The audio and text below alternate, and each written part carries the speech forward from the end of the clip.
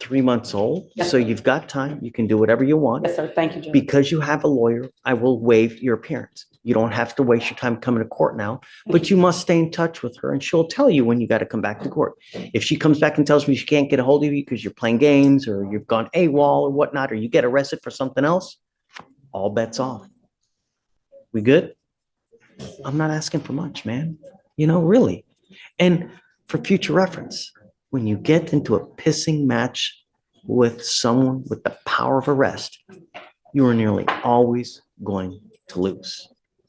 It's just the way it works.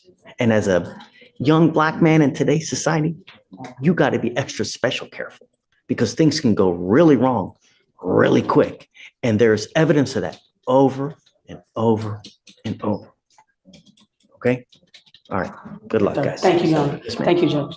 Go ahead. Thank you. Thank you. You want to show this to Chief? Yeah, I just never. Thank you. Of course. No,